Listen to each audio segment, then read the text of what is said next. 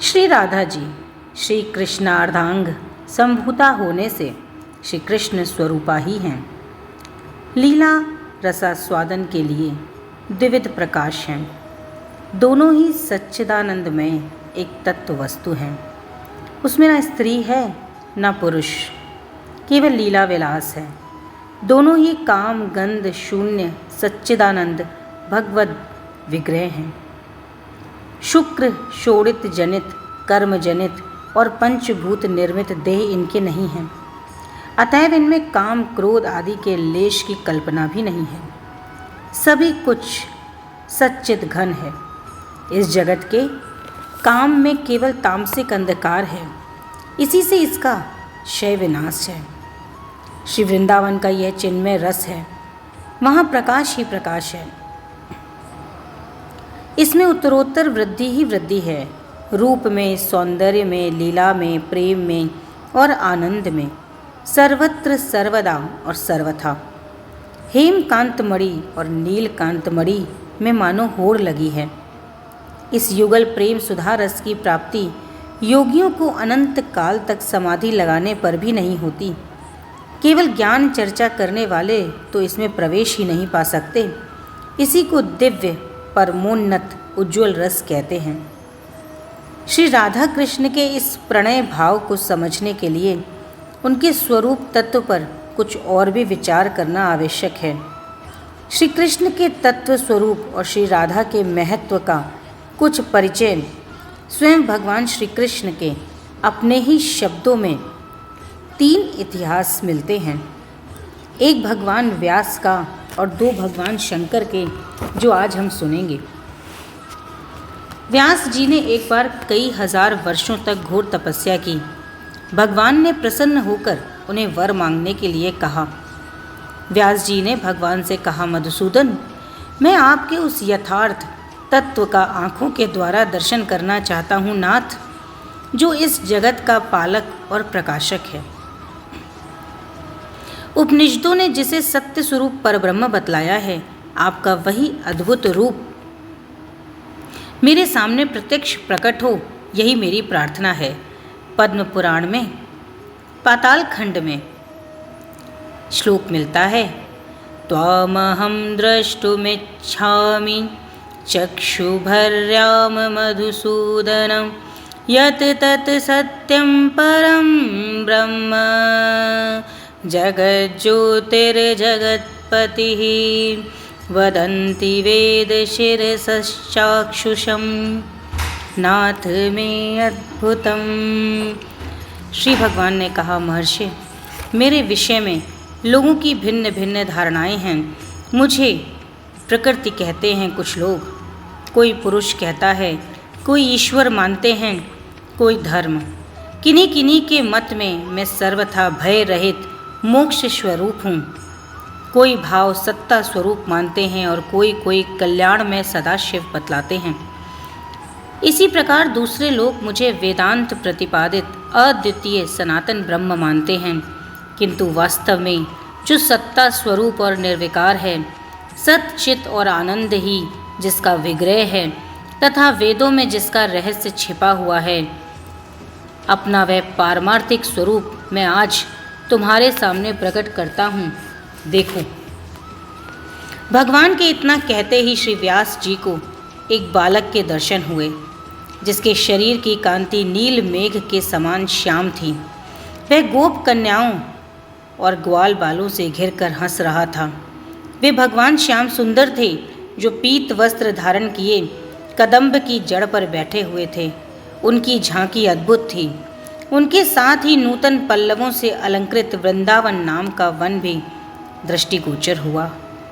इसके बाद नील कमल की आभा धारण करने वाली कलिंद कन्या यमुना के दर्शन हुए। फिर गोवर्धन पर्वत पर दृष्टि पड़ी, जिसे श्री कृष्ण तथा बलराम ने इंद्र का घमंड चूर्ण करने के लिए अपने हाथों पर उठाया था। वह पर्वत गौएं और गोप को बहुत सुख देने वाला है।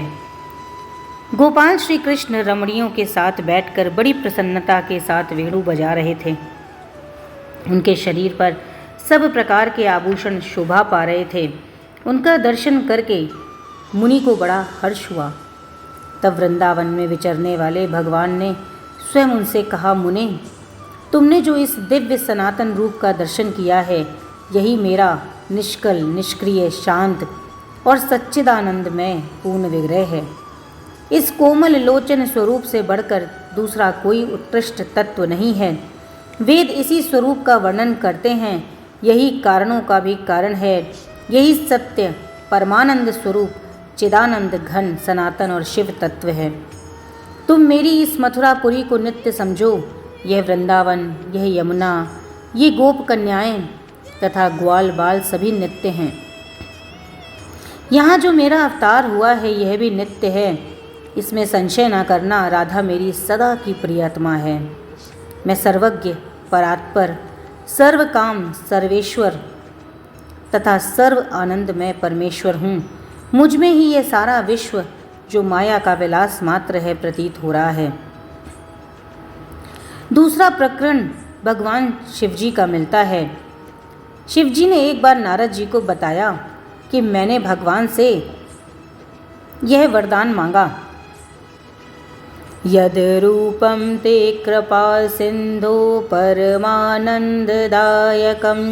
सर्वानंदाश्रयं नित्यं मूर्तिमत् सर्वतो अधिकं निर्गुणं निष्क्रियं शान्तं यद् ब्रह्मेति विदुर्बुधा तदहं द्रष्टुमिच्छामि चक्षुभर्याम परमेश्वर। कृपा सिंधु, आपका जो परमानंददायक संपूर्ण आनंदों का आश्रय, नित्य मनोहर, मूर्तिधारी, सबसे श्रेष्ठ, निर्गुण, निष्क्रिय और शांत रूप है, जिसे विद्वान लोग ब्रह्म कहते हैं, उसको मैं अपने नेत्रों से देखना चाहता हूँ। इस पर भगवान ने कहा कि तुम यमुना के पश्चिम तट पर मेरे लीलाधाम वृंदावन में चले जाओ। वहाँ तुम्हें मेरे दर्शन होंगे। तब मैं यमुना के सुंदर तट पर चला आया। वहाँ मुझे संपूर्ण देवेश्वरों के भी ईश्वर श्री कृष्ण के दर्शन हुए, जो किशोरावस्था से युक्त कमनीय गोप वेश धारण किए अपनी प्रिया श्री राधा के कंधे पर बायां हाथ रखकर खड़े थे। उनकी वह झांकी बड़ी मनोहर जान पड़ती थी। चारों ओर गोपियों का समुदाय था और बीच में भगवान खड़े होकर श्री राधिका जी को हंसाते हुए स्वयं भी हंस रहे थे। उनका श्री विग्रह सजल मेघ के समान श्याम वर्ण और कल्याणमय गुणों का धाम था। श्री कृष्ण मुझे देखकर हंसे। उनकी वाणी में अमृत भरा था। वे मुझसे बोले, रुद्र, तुम्हारा मनोरथ जानकर आज मैंने तुम्हें दर्शन दिए हैं।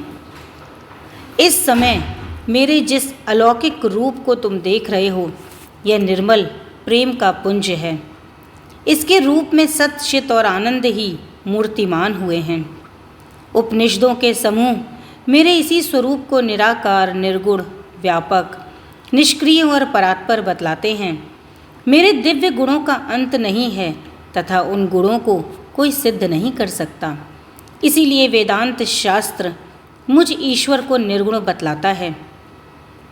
महेश्वर मेरा यह रूप चर्म चक्षुओं से नहीं देखा जा सकता, अतः संपूर्ण वेद मुझे अरूप, निराकार कहते हैं। मैं अपने चैतन्य अंश से सर्वत्र व्यापक हूँ। इससे विद्वान लोग मुझे ब्रह्म के नाम से पुकारते हैं।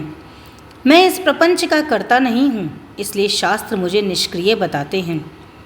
शिव मेरे अंश ही मायामय गुणों के द्वारा सृष्टि संहार आदि कार्य करते हैं। मैं स्वयं कुछ भी नहीं करता। महादेव, मैं तो इन गोपियों के प्रेम में विवल होकर ना तो दूसरी कोई क्रिया जानता हूँ और ना मुझे अपने आप का ही भान रहता है। ये मेरी प्रिया राधिका हैं, इन्हें परा देवता समझो। मैं इनके प्रेम के वशीभूत होकर सदा इन्हीं के साथ विचरण करता हूँ। इनके पीछे और अगल बगल में जो लाखों सखियाँ हैं, वे सबकी सब नित्य हैं। जैसे मेरा विग्रह नित्य, वैसे ही इनका भी है। मेरे सखा, पिता, गोप, गौएं तथा वृंदावन ये सब नित्य है। इन सब का स्वरूप सच्चिदानंद, रसमय ही है। मेरे इस वृंदावन का नाम आनंद कंद समझो। इसमें प्रवेश करने मात्र से मनुष्य को पुनः संसार में जन्म नहीं लेना पड़ता। मैं वृंदावन को छोड़कर कहीं नहीं जाता, अपनी इस प्रिया के साथ सदा यहीं निवास करता हूँ। रुद्र, तुम्हारे मन में जिस जिस बात को जानने की इच्छा थी वह सब मैंने बता दी। बोलो, इस समय मुझसे और क्या सुनना चाहते हो? तब मैंने कहा, प्रभु, आपके स्वरूप की प्राप्ति कैसे हो सकती है, इसका उपाय मुझे बताइए। भगवान ने कहा, रुद्र, तुमने बहुत अच्छी बात पूछी है, किंतु यह विषय अत्यंत रहस्य का है, इसलिए इसे यत्नपूर्वक गुप्त रखना चाहिए। देवेश्वर, जो दूसरे उपायों का भरोसा छोड़कर एक बार हम दोनों की शरण में आ जाता है और गोपी भाव से, सखी भाव से मेरी उपासना करता है, वही मुझे पा सकता है। जो एक बार हम दोनों की शरण में आ जाता है अथवा अकेली मेरी इस प्रिया राधा की ही अनन्य भाव से उपासना करता है, वह मुझे अवश्य प्राप्त होता है। इसलिए सर्वथा प्रयत्न करके मेरी इस प्रिया राधा की शरण ग्रहण करनी चाहिए। रुद्र, मेरी प्रिया का आश्रय लेकर तुम भी मुझे अपने वश में कर सकते हो। यह बड़े रहस्य की बात है जिसे मैंने तुम्हें बता दिया है। तुम्हें यत्नपूर्वक इसे छिपाए रखना चाहिए। अब तुम भी मेरी प्रियतमा श्री राधा की शरण लो और मेरे युगल मंत्र का जप करते हुए सदा मेरे इस धाम में निवास करो। तीसरा प्रसंग, भगवती पार्वती के पूछने पर भगवान शंकर श्री कृष्ण के श्री अंगों का और उनके नख शिख शोभा श्रृंगार का वर्णन करते हुए तथा उनके महत्व का विवेचन करते हुए कहते हैं,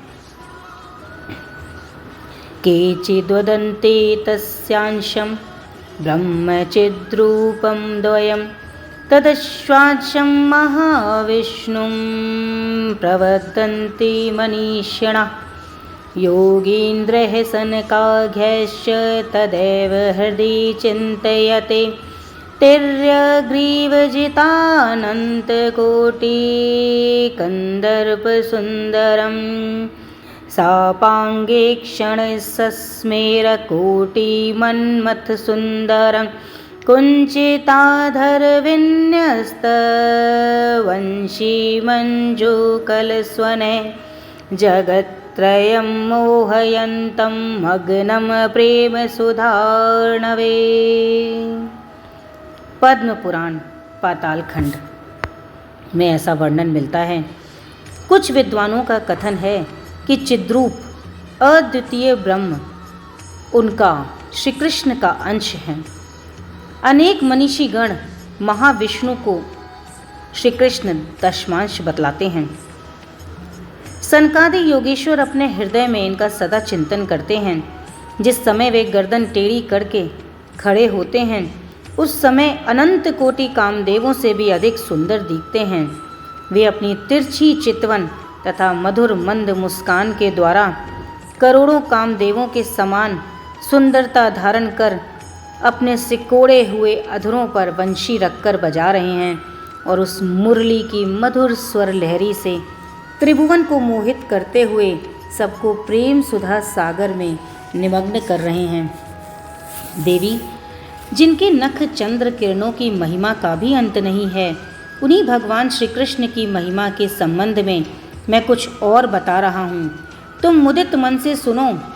त्रिगुणमय अनंत कोटि ब्रह्मांडों में जितने ब्रह्मा विष्णु महेश्वर हैं, उन सब की कला के करोड़वें अंश से उत्पन्न हैं। सृष्टि स्थिति और संहार की शक्ति से युक्त वे ब्रह्मा आदि देवता उन्हीं श्री कृष्ण के वैभव हैं। उन श्री कृष्ण के रूप का जो करोड़वां अंश है, उसके भी करोड़ अंश करने पर एक एक अंश कला से ऐसे असंख्य कामदेवों की उत्पत्ति होती है जो इस ब्रह्मांड में स्थित होकर जगत के जीवों को मोह में डालते रहते हैं। श्री कृष्ण के विग्रह की शोभामयी कांति के करोड़वें अंश से चंद्रमा का आविर्भाव हुआ है। श्री कृष्ण के प्रकाश के करोड़वें अंश से जो किरणें निकलती हैं वो ही अनेकों सूर्यों के रूप में प्रकट होती हैं। उनके साक्षात श्री विग्रह से जो प्रकाश किरणें प्रकट होती हैं वे परमानंद में रसामृत से परिपूर्ण हैं। वे परम आनंद और परम चैतन्यमयी हैं। उन्हीं से इस विश्व के ज्योतिर्मय जीवन धारण किए हुए हैं। जो भगवान के ही कोटि कोटि अंश हैं, उनके चरण कमल युगल के नख रूपी चंद्रकांत मणि से निकलने वाली प्रभा को ही पूर्ण ब्रह्म बताया गया है, जो सबका कारण है और वेदों के लिए भी दुर्गम है। विश्व को मोहित करने वाला जो नाना प्रकार के पुष्पादि का सौरभ सुगंध है, वह सब उनके श्री विग्रह की दिव्य सुगंध का करोड़वां अंश मात्र है। भगवान के स्पर्श से ही सब सुगंधों का प्रादुर्भाव होता है। इन श्री कृष्ण की प्रिया, इनकी प्राण वल्लभा श्री राधिका हैं। ये ही आज्ञा श्री कृष्णमयी प्रकृति हैं। इन्हीं श्री राधिका के करोड़वे अंश से त्रिगुणात्मिका दुर्गा आदि देवियों की उत्पत्ति हुई है। इन राधिका के पद रज स्पर्श से करोड़ों विष्णु उत्पन्न होते हैं। ऐसा पद्म पुराण एवं पाताल खंड में वर्णन आता है। श्री हरिवंश। राधे राधे।